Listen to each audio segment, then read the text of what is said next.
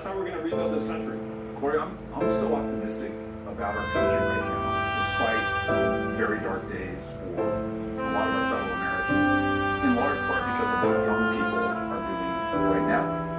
After the murder of Ahmaud Arbery, Breonna Taylor, and George Floyd, young people, by and large, led these protests, and they did so in the absolute best traditions of this country, the tradition of John Lewis. My optimism and my faith in this country is reflected in those young people and the way that Joe and Kamala are listening to them, incorporating their ideas and their urgency to the campaign that they're running and the administration that they're going to lead. And I often think some people who say they don't know if they're going to vote or not are saying that from a point of privilege that a lot of Americans don't have. There are so many things for lots of folks who live life on the margins that this election is going to decide. And maybe it's not a life or death issue for you, but we are all in this together. Absolutely. Corey, pour MGS, on filme une petite portion vidéo, ça. C'est juste pour montrer public haïtien en Haïti à comment aux États-Unis, lorsque on partit, t'es grand pile monde qui t'a représenté yo. Après le parti a fini choisi leader qui pour représenter parti, côté que tout l'autre groupe leader yo fait alliance, yo collaborer et puis yo supporter parti et puis yo back up leader. Tout groupe monde ça nous là, toute ta bataille contre eux même, mais ouais après comment ils viennent collaborer au fond seul. C'est ça nos besoins en Haïti et c'est ça nous va gagner. Lead the world in deaths. Our economy is in tatters. With Black, Latino, Asian American, Native American communities bearing the brunt of it. And after all this time, the president still does not have a plan. Well, I do. If I'm your president, on day one, we'll implement the national strategy I've been laying out since March. We'll develop and deploy rapid tests with results available immediately. We'll make the medical supplies and protective equipment that our country needs.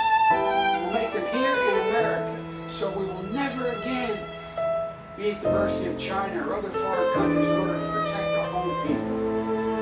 We'll make sure our schools have the resources they need to be open, safe, and effective. We'll put politics aside. We'll take the muzzle off our experts so the public gets the information they need and deserve. Honest, unvarnished truth. They can handle it.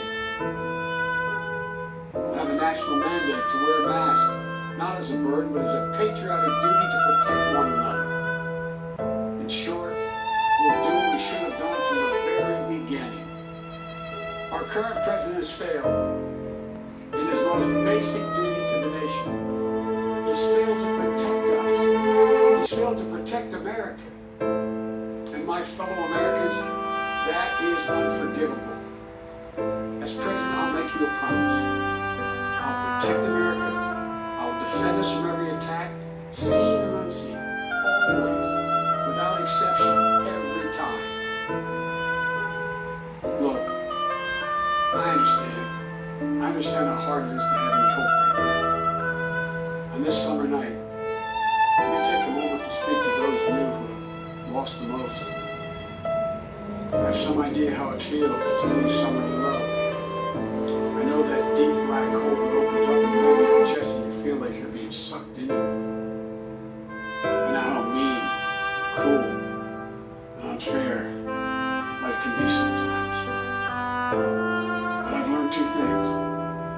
First, your loved one may have left this earth, but they'll never leave your heart. They'll always be with you. They'll always hear you. And second, I found the best way through pain and loss and grief is to find purpose. As God's children, each of us have a purpose in our lives. We have a great purpose as a nation to open the doors of opportunity to all Americans, to save our democracy, to be a light to the world once again. and finally to live up to and make real the words written in the sacred documents that founded this nation, that all men and women are created equal, endowed by their Creator with certain inalienable rights, among them life, liberty, and the pursuit of happiness. You know, my dad was an honorable, decent man. He got knocked down a few times pretty hard, but he always got back up. He worked hard, and he built a great middle-class life for our family. He used to say, Joey, I don't expect the government to solve my problems, but I sure as hell expect them to understand them. And then he said, Joey, a job is about a lot more than a paycheck. It's about your dignity. It's about respect. It's about your place in the community. It's about being able to look your kid in the eye and say, honey, it's going to be okay. And mean it. I've never forgotten those lessons. That's why my economic plan is all about jobs, dignity, respect, and community. Together we can and will rebuild our economy. And when we do, we'll not only build back, we'll build back better. With modern roads, bridges, highways, broadband, ports and airports as a new foundation for economic growth. With pipes that transport clean water to every community. With 5 million new manufacturing and technology jobs, so the future is made in America. With a healthcare system that lowers premiums, deductibles, drug prices. By building on the Affordable Care Act, he's trying to rip away. With an education system that trains our people for the best jobs of the 21st century. There's not a single thing American workers can't do. And where cost doesn't prevent young people from going to college, and student debt doesn't crush them when they get out. With a child care and elder care system that makes it possible for parents to go to work and for the elderly to stay in their homes with dignity. With an immigration system that powers our economy and reflects our values. And with newly empowered labor unions, they're the ones that built the middle class. With equal pay for women, with rising wages we could raise a child on, a family on. And yes, we're going to do more than praise our essential workers. We're finally going to pay them. Pay them. We can and we will deal with climate change. It's not only a crisis, it's an enormous opportunity.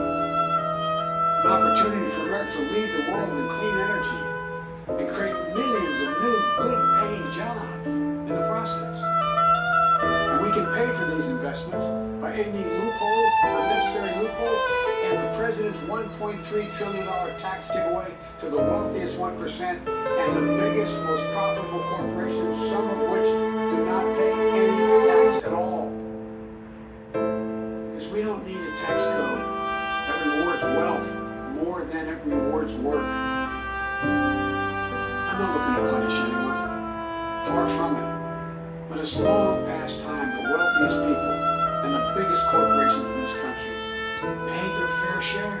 And for our seniors, Social Security is a sacred obligation, a sacred promise made that they paid for. The current president is threatening to break that promise. He's proposing to eliminate a tax that pays for almost half the Social Security without any way of making up for that lost revenue, resulting in cuts. I will not let that happen. If I'm your president, we're going to protect Social Security and Medicare. You have my word. One of the most powerful voices we hear in the country today is from our young people. They're speaking to the inequity and injustice that has grown up in America. Economic injustice, racial injustice, environmental injustice. I hear the voices, if you listen, you can hear them too. And whether it's the existential threat posed by climate change, the daily fear of being gunned down in school, or the inability to get started on their first job, will be the work of the next president to restore the promise of America to everyone. And I'm not going to have to do it alone. because I'll have a great vice president at my side. Senator Kamala Harris. She's a powerful voice for this nation. Her story is the American story. She knows about all the obstacles thrown in the way of so many in our country. Women, black Americans, South Asian Americans, immigrants, the left out and the left behind. But she's overcome every obstacle she's ever faced. No one's been tougher on the big banks and the gun lobby. No one's been tougher at calling out the current administration